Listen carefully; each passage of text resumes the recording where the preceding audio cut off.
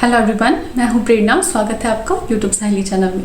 Friends, जीवनचर्या में हमसे कुछ ऐसी चीज़ें हो जाती हैं जिसकी वजह से इनफर्टिलिटी को झेलना पड़ता है।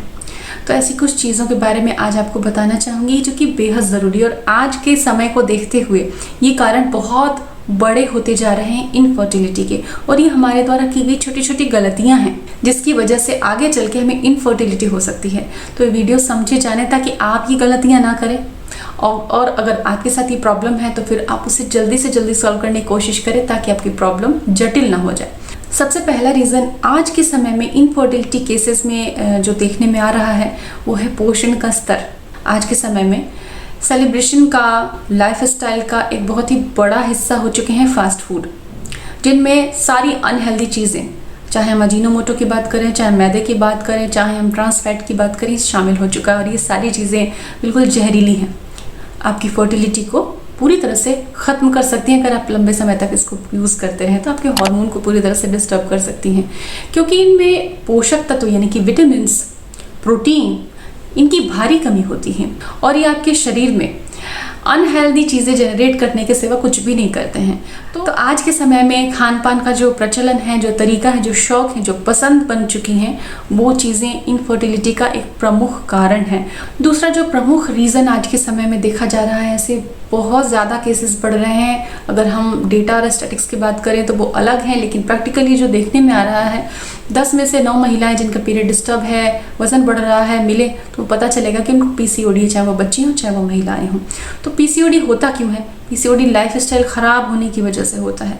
डाइट ख़राब है, सोने की साइकिल ख़राब है, तो आपको पीसीओडी हो सकता है धीरे धीरे करके।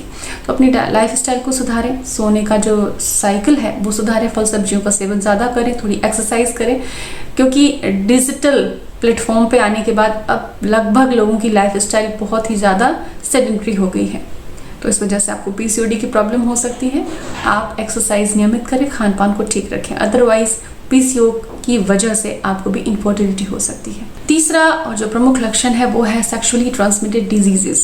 अनप्रोटेक्टेड कॉन्टैक्ट की वजह से गोनोरिया और क्लेमाइडिया के इन्फेक्शंस बढ़ रहे हैं और इसकी वजह से इन्फेक्शन रहता है, बार बार इन्फेक्शन होता है और इसकी वजह से ट्यूब ब्लॉक और लेटर एजेस में बाद में चल के इनफर्टिलिटी झेलना पड़ता है। आप इन्फेक्शन को छोटी मोटी मेडिसिन लेके इग्नोर करते जाते हैं, लेकिन ये दर्शाता है कि आपकी ट्यूब्स भी ब्लॉक हो सकती हैं और इन्फेक्शन की वजह से आपके यूट्रस में भी प्रॉब्लम हो सकती है।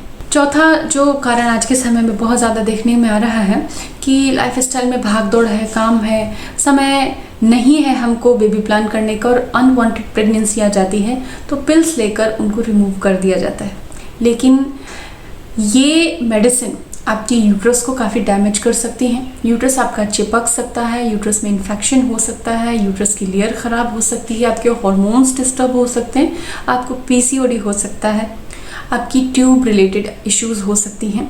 तो अनवांटेड प्रेगनेंसी को मेडिकल सुपरविज़न में ही आप डील करें और ख़ुद से सेल्फ मेडिकेशन कभी ना करें, इससे आपको इनफर्टिलिटी की बहुत गंभीर समस्या झेलनी पड़ सकती है। पांचवा जो कारण है आज के समय में बहुत ज़्यादा देखा गया है वो है जेनाइटल टीबी, प्रजनन अंगों में होने वाली टीबी।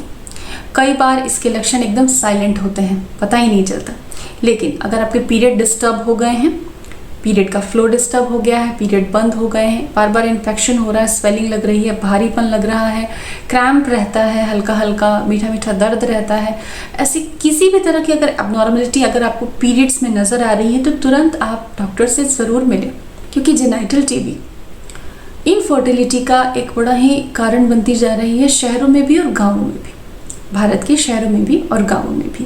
तो फ्रेंड्स, इनफर्टिलिटी की ये कुछ कॉमन प्रॉब्लम थी, इनमें से काफ़ी गलतियाँ अक्सर लाइफस्टाइल में हो जाती हैं, लेकिन उनको समय रहते सुधारा भी जा सकता है।